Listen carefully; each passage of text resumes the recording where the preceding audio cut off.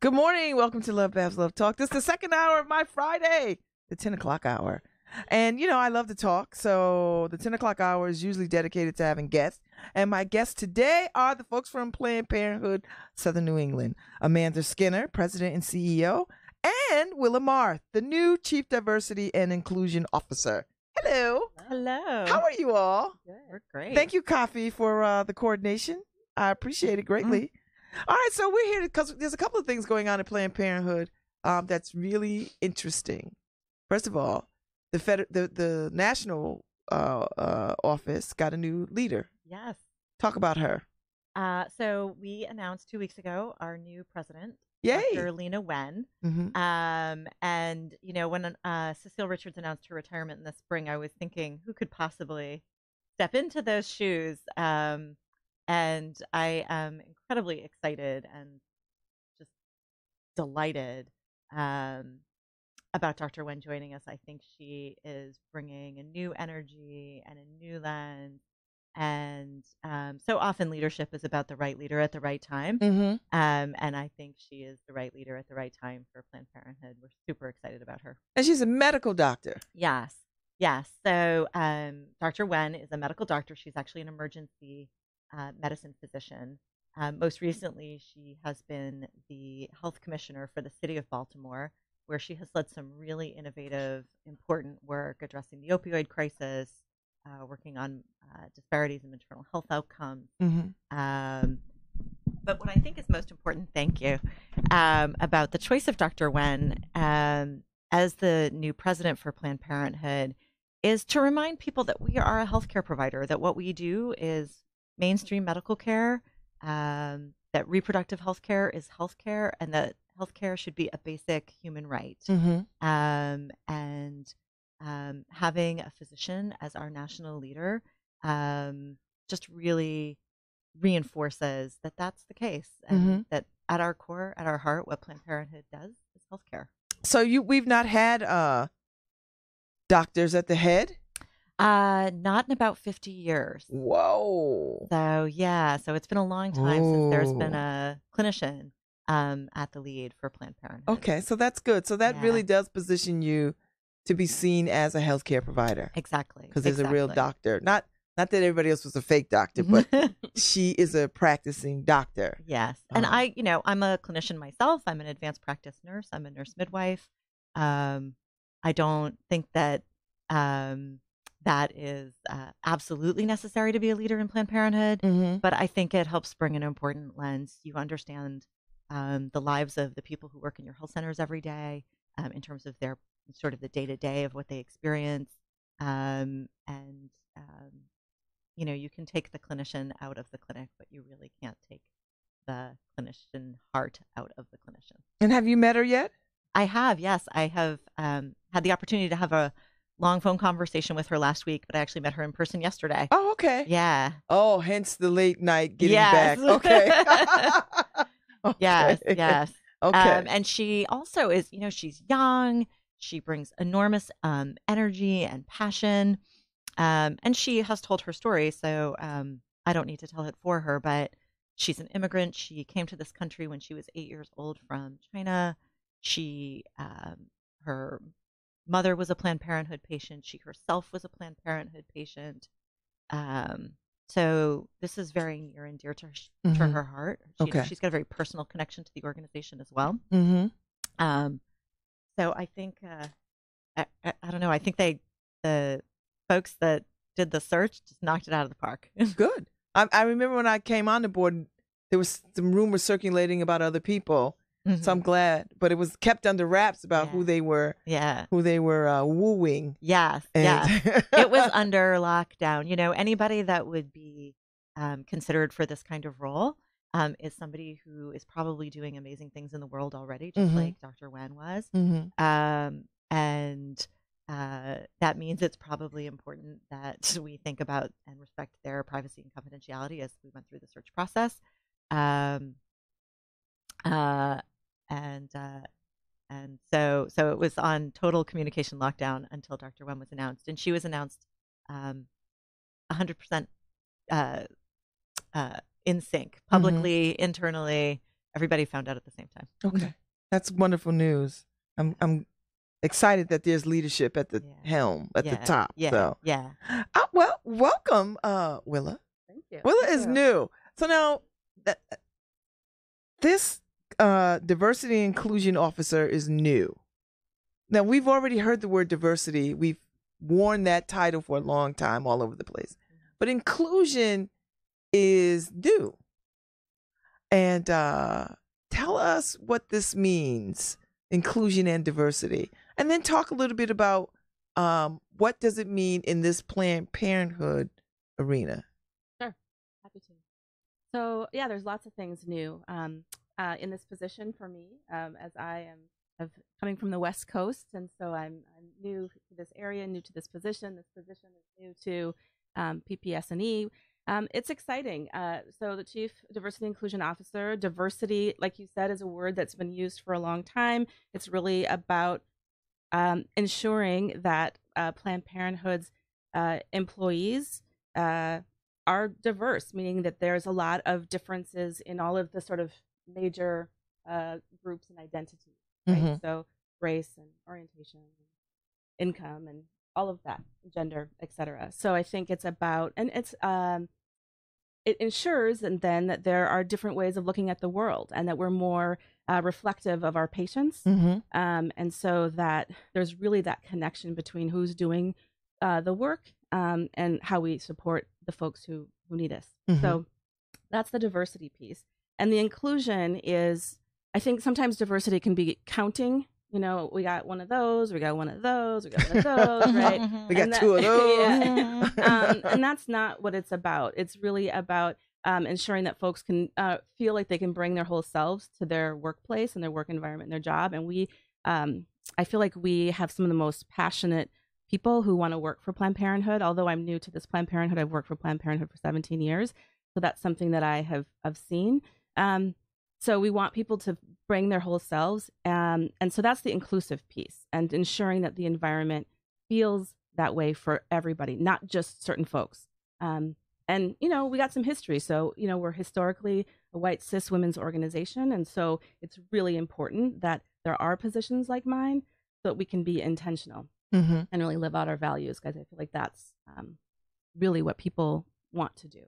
So this comes at a really good time for the organization, for the Planned Parenthood Southern New England, because we've been doing this inclusion, diversity, CIO, IO work, right? So this comes on the heels of that, or am I reaching? Yeah, no, you're right on the money, Babz. So we have been working with a partner organization for the last 3 years and change, called Co-Creating an Effective and Inclusive Organizations, or CEIO, and have been on a journey with them to really do organizational transformation to make sure that we are not just saying that these are our values, but that we are really living those values so that we can, you know, be the best possible provider for our patients, so that we can be the best possible partner in our communities. To do that, we need to be representative of those communities, and we need to create an environment where we really respect and honor that our patients bring their whole lives through the door, that when we engage with our communities, all of the people and groups we engage with are bringing their whole lives and lived experiences into their relationship with us, and that our employees do the same. And so through this journey, as I've been with Planned Parenthood of Southern New England for just over a year now, and the opportunity presented itself. We had a senior position who moved, the person in the position that had overseen a lot of the functions that are very related to our diversity and inclusion work, moved to Singapore. so he couldn't stay on. And so I had an opportunity to really rethink the role, and to create a leadership role in the organization that could really hold the space for this work and shepherd us through the next, coming years. So we've been on this journey for 3 years. I don't think it's a journey that we're ever going to be off. I think it's a journey we're always going to be on, but to really help shepherd us forward from within, not just through a partnership with another outside organization. So, Willow, what kinds of things do you imagine you will be doing? Like, will you shepherding the organization is one thing, but like, what will your day-to-day life look like?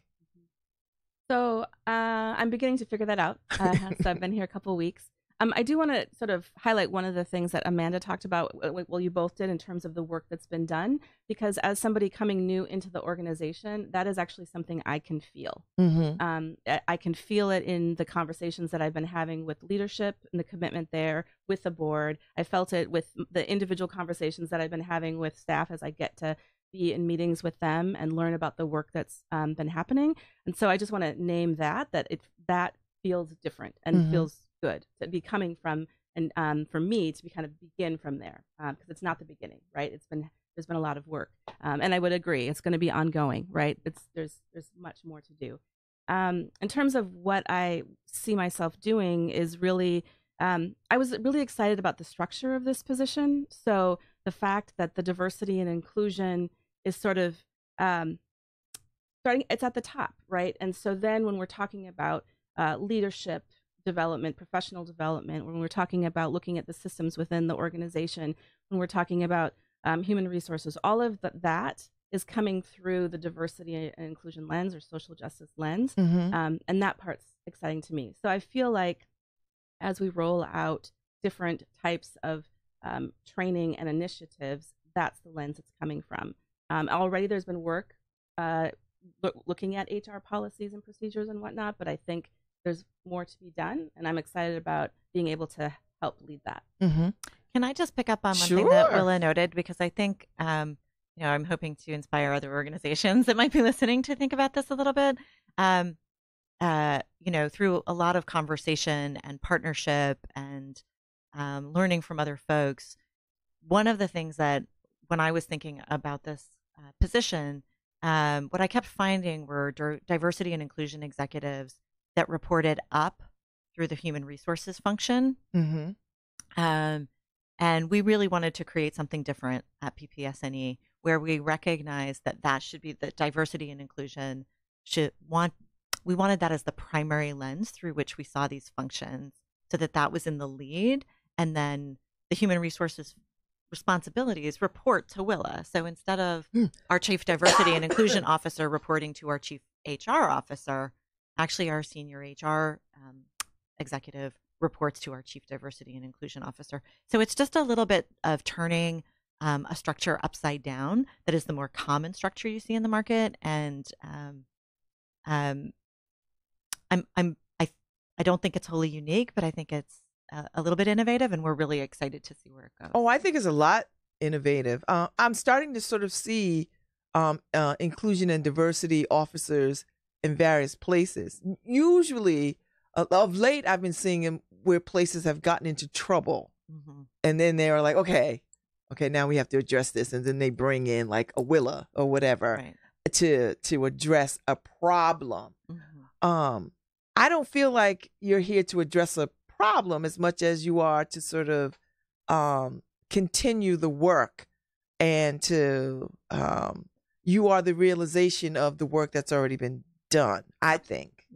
Right, that makes sense. I think that's a better deal than coming in trying to put out a fire that you had no creation of, and like, okay, I gotta throw water on this thing. And so I think that's a different kind of and that's the exciting piece of it, right? To be able to create from here. And like I said, over the past couple of weeks, I've been having these really powerful conversations where I'm seeing how folks approach decision making differently, and that it's more inclusive, and how there is oftentimes when we do this work within an organization, it's very academic, very focused only on the brain and the data and that, which is really important, but also anything that has to do with our identities is also very personal. And so we have to be developing the skills that are, people like to say soft skills, or not soft skills, but the skills that have to do with our emotional intelligence and our heart, and looking at the hard stuff, and helping folks navigate that. So exciting. So Amanda, talk a little bit about when you were thinking about this, and did you know, or did you just sort of lean in and sort of said, okay, I know I want to see this. I know I want to see that. I know I want to see this. Like, what was your decision-making process or creation process for this? Yeah. So you sort of started to touch on it, actually. I started to think about what my interest was. What did I want to see happen in the organization? So instead of coming at it from like I could have said, well, the vice president of people development and support moved to Singapore, so I'm going to hire another vice president of people development and support and then give them these responsibilities. And that would have been, if I'm being totally honest, you know, had I not been doing this work within PPSNE and in other parts of my life before I came to PPSNE, that might be what I would have done. But instead, I decided to take a step back. We actually left the position open for more than a year. We started our search in the late winter, early spring. But I took a step back. I did several things. I surveyed staff. I met with focus groups of staff. We have what's called a core partnership team at PPSNE, which is what other organizations might call their diversity and inclusion council or committee. It's different here, I would say, but they might, just to make it relevant to other folks, or to give it some context. Spoke with them at length, spoke with our external partners at length, and really tried to take in as much information as possible from other people on what they also wanted to see happen in the organization and where they thought our priorities should be, and what they thought we might need in a leader. What kind of leader did we need for this role? So there's what the role should be and what the responsibilities should be, and then what kind of leader do we need in that role? What are the competencies or skill sets or experiences that we want somebody to bring to this role? And then I sort of pulled all of that together. We also looked out in the market and worked really hard to find a search firm that we could work with that had demonstrable experience in doing searches for these kinds of roles, with a real intention around some of the capacities and features that we were looking for in the role. So we brought in a very targeted search firm to work with us, and worked with them a little bit more even on the job description and just refining sort of what this was going to be. So a lot of planning and thought and input and voices and contribution went in to creating what this role is now intended to be within PPSNE. I also want to say that I think there are specific responsibilities that Willa will have in this role and has in this role. And then there's the sort of iterative or evolutionary part of a job that is, it becomes what it becomes over time. So there's what you're responsible for, and then there's how you manifest that or make that real in an organization. Those aren't actually the same thing. And so some of this is a journey that we're going to be on together. And for me personally, at the end, what I was looking for myself in the role was somebody who I thought could be a partner to me, somebody who I thought would challenge me and push me, somebody who would be willing to disagree with me as the CEO of the organization. That's pretty bold against my like that's so not old white man thinking. I mean, it's not. It's not. But that's what I was looking for, and that's what I was looking for. Yeah. And she comes from the Planned Parenthood world. Did that give you pause? Because everybody's different. Like every Planned Parenthood is different, and she could come with bad habits or whatever, or another way of doing things that might crash with what you're trying to do. So it didn't give you pause? That did not give me pause. No. I think actually it's an enormous advantage to us that Willa has the experience that she's had with Planned Parenthood, that she knows the Federation and the work, that she came to us with a very clear passion and commitment for the mission of the organization. There was no question. She wasn't, some of our candidates, we had wonderful candidates, truly. I bet you did. Yeah. But some of our candidates were more interested in the role than the mission of the organization. And for me, every person that works at Planned Parenthood needs to be there because they love our patients, they love our mission, they love the people and communities we serve, and they want to be in that work first. And so I already knew that about Willa, so that was great. And she was a little bit of a known entity to some of some colleagues in my affiliate who had worked with her through the Federation, and so we had a little extra knowledge of her and her skill sets and how highly regarded she was. So no, when I saw that she was applying, I did a happy dance.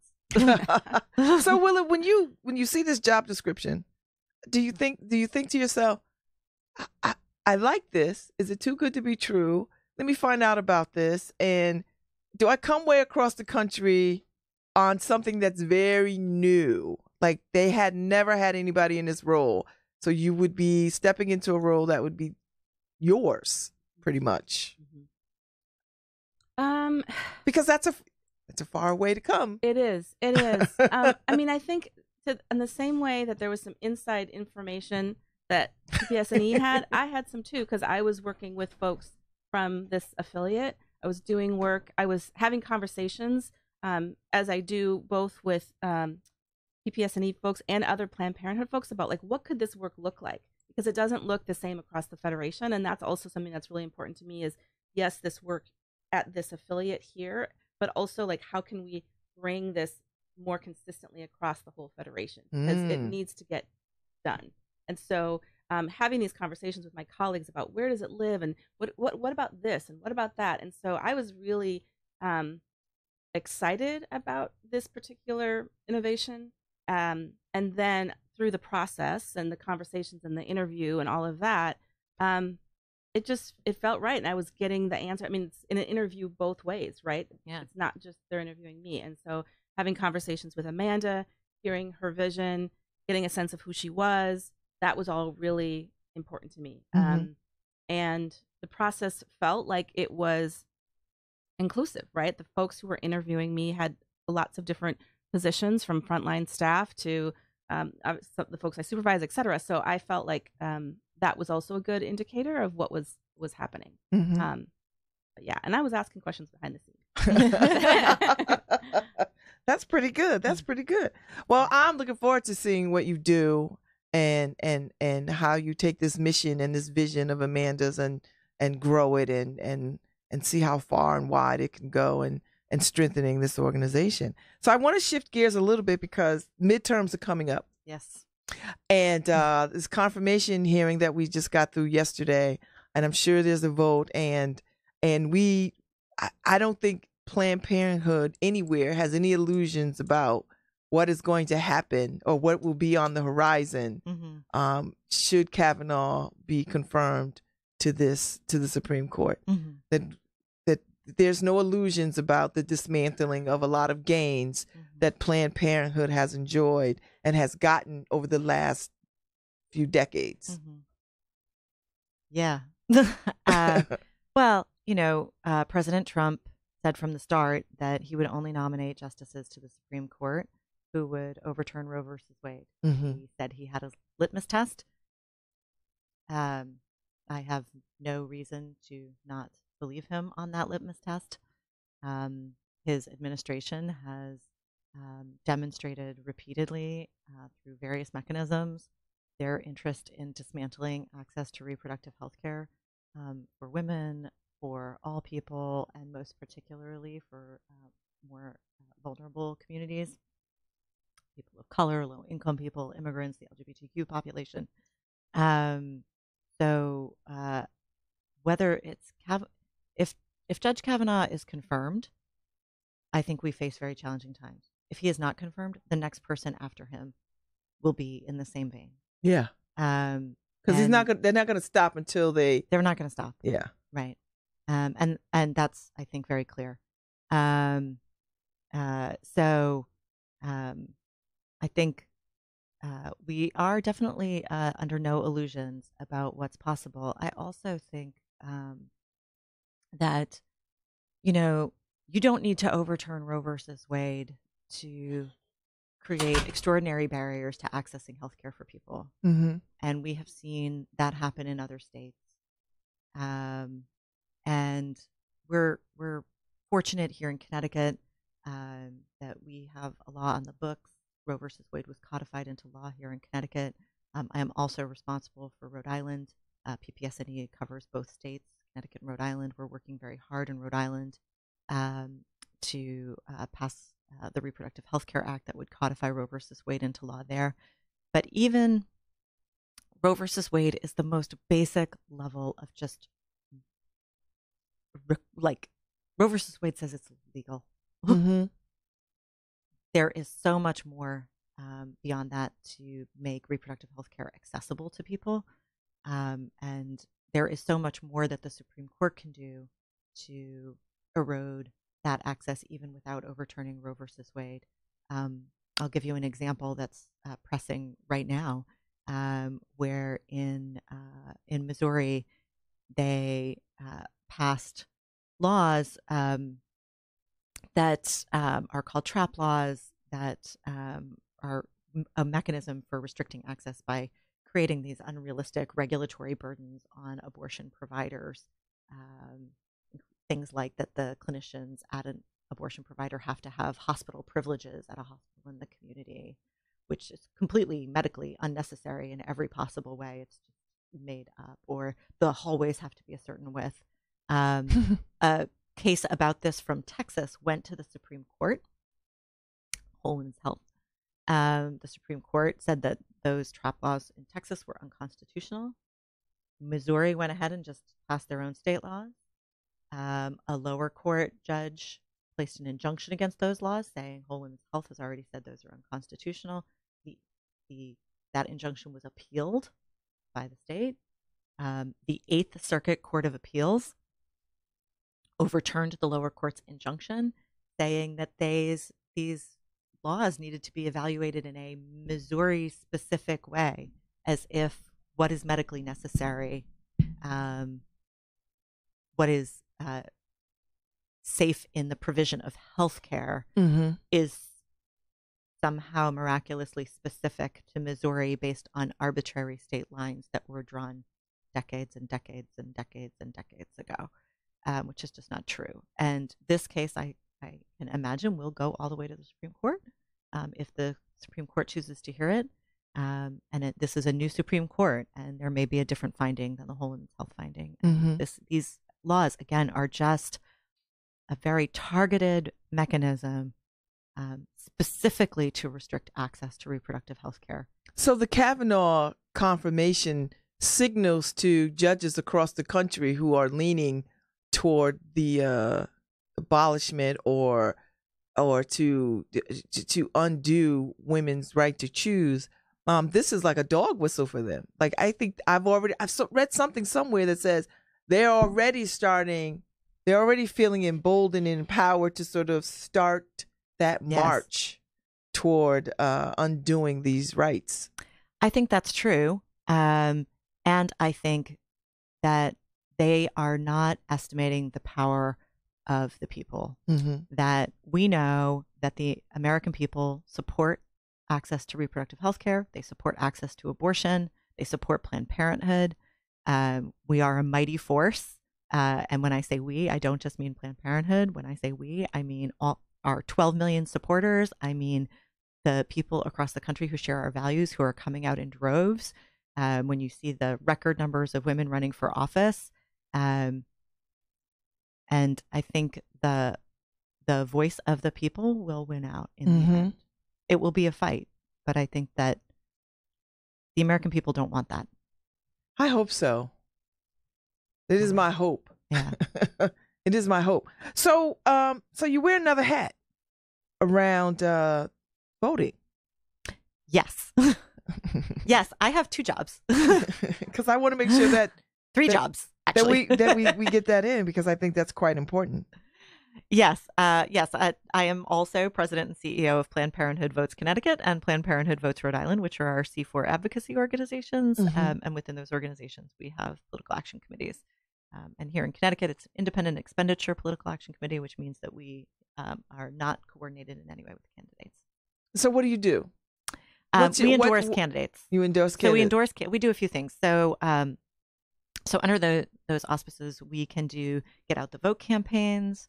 We can do phone banking to supporters across the country to encourage people to get out and vote, to lift up their voices, to contact their congresspeople and senators. We endorse candidates in state and local elections. So we have endorsed candidates here in Connecticut, so many that I don't actually don't ask me all the names. Getting older and my memory's not that good. Are we in good stead here with our legislative leadership? Ooh, that's a heavy question. We have, so first let me say that the people of Connecticut, just like the people of the United States, the people of Connecticut support Planned Parenthood, support the communities that we serve, support the work that we do, support our mission, support access to abortion, and support access to reproductive health care by a huge margin. So once again, the people are the people are with us on this. Connecticut's Senate is very tight, and the House is could easily go one way or another. Does that make you nervous? I think what we see here in Connecticut that's a little bit unusual is that this is a place where we still have that your political party doesn't 100% define your point of view on the issues we hold dear. So if it goes all red or whatever, well, you're not concerned that they will. Well, or you are concerned, but well, I am concerned. Connecticut is not Mississippi. Connecticut is not Mississippi. What I am concerned about is ensuring that we elect people to office in Connecticut who share the values of the people of Connecticut. And what I am concerned about is making sure that the people of Connecticut get out and vote. What we see in midterm elections is that people are less likely to vote. And in fact, I was hearing some data yesterday, and I don't have it in front of me, so I'm careful. I don't want to commit to quoting numbers with 100% accuracy, but they were talking about, for example, the power of millennial women in voting, but only 30% of them are intending to vote, 30 to 32%, I can't remember the number exactly, are intending to vote in the midterm election. We have got to make sure that people get out and vote in the midterm election. Do they have a sense and that of they why? educate themselves and inform themselves about who the candidates are and what those candidates really stand for, and are they actually putting the power of their vote behind somebody who shares their values. Do we know why? I think there are a lot of factors that contribute to the erosion of voting. I think from a sort of national conversation point of view, I think sometimes people feel like midterm elections and local elections don't have the same cachet, power, or sexiness. or impact, it's not sexy, maybe, or impact in their lives as national elections, and yet local elections are deeply important. Everything happens on the local level. They matter more. They matter now more than ever, and particularly for the issues that we're talking about here today. With the Trump-Pence administration in place that has so clearly been interested in relentlessly restricting access to reproductive health care, that means it's more important than ever that people pay attention to what's happening locally, and that they pay attention to the points of view of the people that they're putting their votes behind in these local elections. But I think that there is a sense that maybe it doesn't matter as much. I think there are a lot of barriers to voting. Voting occurs on a Tuesday when people go to work. So we need to make sure that people know when they can vote early, how they can vote by absentee ballot, that we do everything we can to ensure that people have access to getting out to vote. If you don't have paid time off work, it's really hard to figure that out. You have childcare issues, and there are just a lot of systemic barriers to people voting. I think there's sort of not the same level of exposure to information about the candidates. We aren't inundated with ads in the same way in midterm elections. I mean, we're inundated with ads, but not at the same level, and again, not at the same sort of level of conversation nationally about how much it matters. So if I get nothing else across today, if the only thing that people hear from me today, since you heard so many wonderful things from Willa, the thing I want you to hear from me is vote, vote, vote, vote, vote. And get your friends and family to vote. Get your friends and family to vote. Yes. That's one other thing. Yes. Call 10 people that you know or care about or love and encourage them to vote. The one thing that we do know is that the thing that is most likely to get somebody to vote who was thinking of not voting is somebody asking them to vote. Yes. Mm-hmm. I think you're absolutely right. Yeah. So you got some events. I want to get these events in because there's one in particular that I'm quite interested in. Yeah. But there's a bunch going on that's coming up in October. Yeah. Defend, Support, Empower, October 16th in Norwalk. And the featured speaker is Dahlia Lithwick. Yes. So Dahlia is brilliant. She's the Supreme Court reporter for Slate.com. Mm-hmm.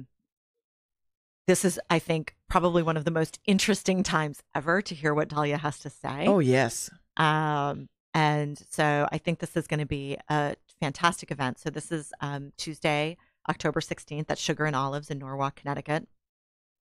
And if you're interested in attending, you can register at www.ppsne.org/defend defend, Mm-hmm. DEFEND. We also have an event the night before in Hartford. That's going to be at TheaterWorks in Hartford. Dahlia will also be our speaker at that event. And at that event, we are also honoring Lieutenant Governor Nancy Weinman, Mm-hmm. who has been a champion for women's rights, a champion for reproductive health care for decades in Connecticut. And we're so excited to honor and recognize her. And she wears the best stilettos of any woman I know. She does. Swear to God. She has killer shoes. Since I've known that woman 20 years, and she is always in stilettos. Yep. I think she doesn't even own a flat shoe. Yep. So putting back on my PP Votes Connecticut hat, to register for that event, if people are interested in more information, they can go to www.ppvotes.org/Hartford. And then we have another really awesome event coming up later in October on Monday, October 22nd. And that's going to be here in New Haven. I bought my tickets. I bought 2 tickets. Awesome. I'm so excited. Awesome. That's going to be at the College Street Music Hall. Mm-hmm. And our speaker there is going to be Dr. Willie Parker. So Dr. Parker is a reproductive justice advocate. He is an abortion provider in the South. He travels and provides abortions in Alabama which and Georgia. in and of itself is huge. Yes. He's a Black man in the South Yes. doing this work. And a very outspoken and vocal Christian Mm-hmm. who has written a book called Life's Work, A Moral Argument for Choice, which is a wonderful book. I got it. Thank you very much. Yes, you're welcome. I would encourage people to read it. And he's an incredible speaker, has an incredible story of his journey as an abortion provider. This is going to be, all of 3 of these are going to be fantastic events, but if you're in the New Haven area, this is going to be a really good one. And this one, if you're interested, folks are interested, it's www.ppsne.org/New Haven 2018. Mm-hmm. Mm-hmm. So these are good events. So now these are fun. We keep a slate of fundraising activities going on because they do a couple of things: raise money for the organization, yes, and raise awareness about what the work the organization does. Right. So how important is it to raise money? It's really important. It's critically important. So we are a healthcare provider, but we are a healthcare provider often for people who are low income. They might be uninsured. So our healthcare services are subsidized by our donors. Mm-hmm. Our advocacy work is supported by our donors. The education and community outreach work that we do is supported by our donors. We could not do what we do without support from our donors and supporters who come to our events, who contribute directly to the organization. We are so grateful for them. They are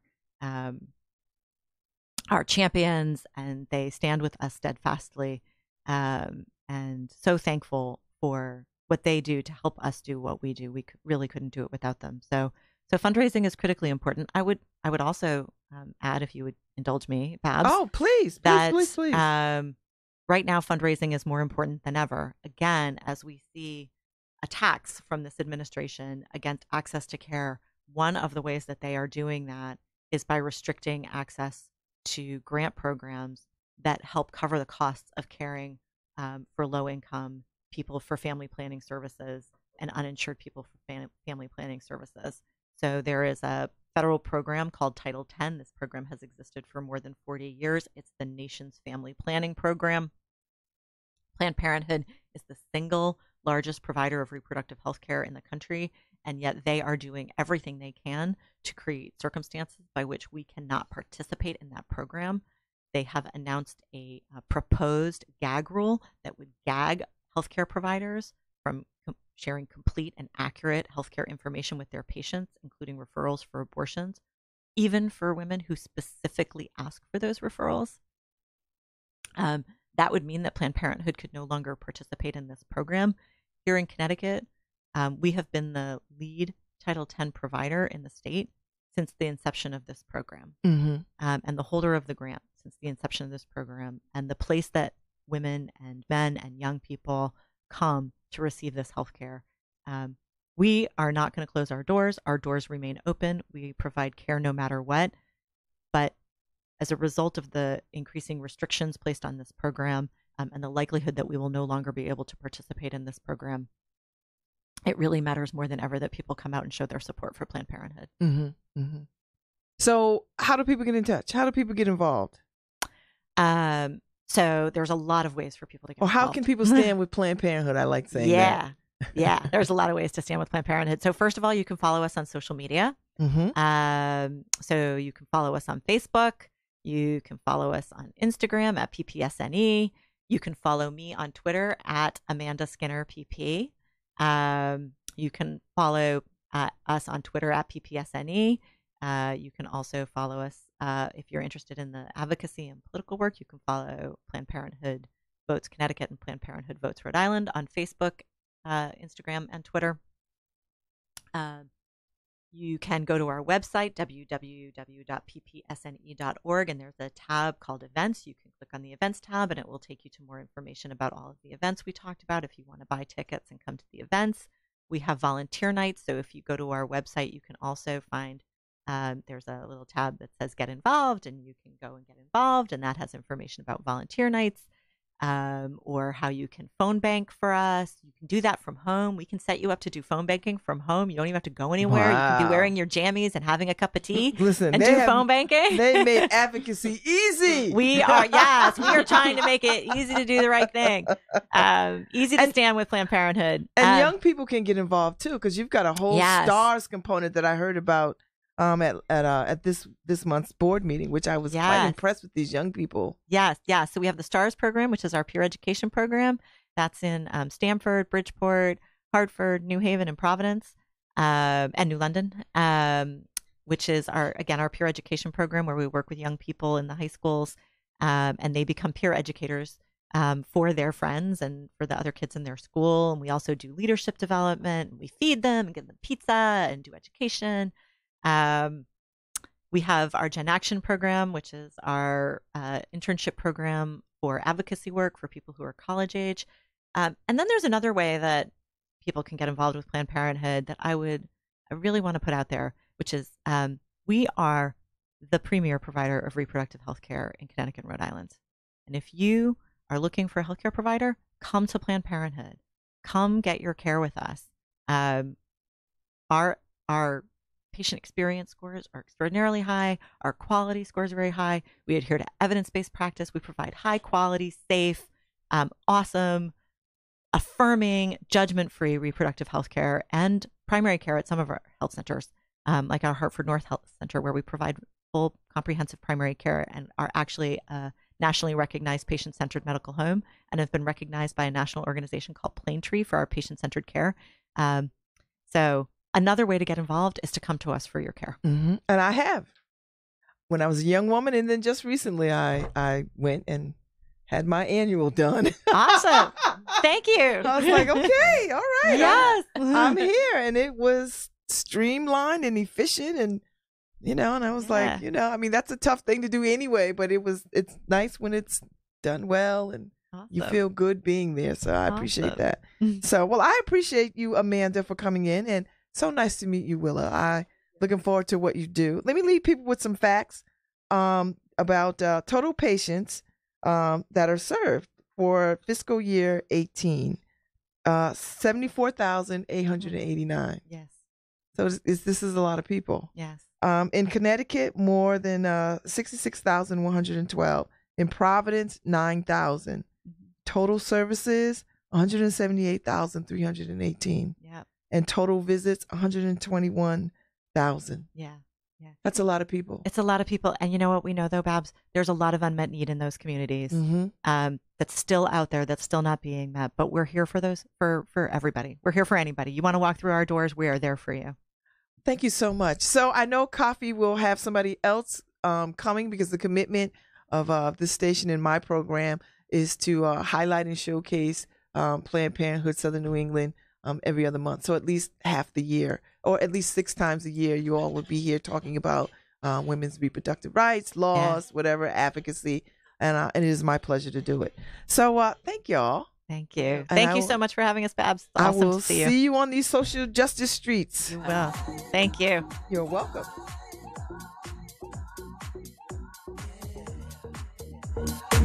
Just keep trying.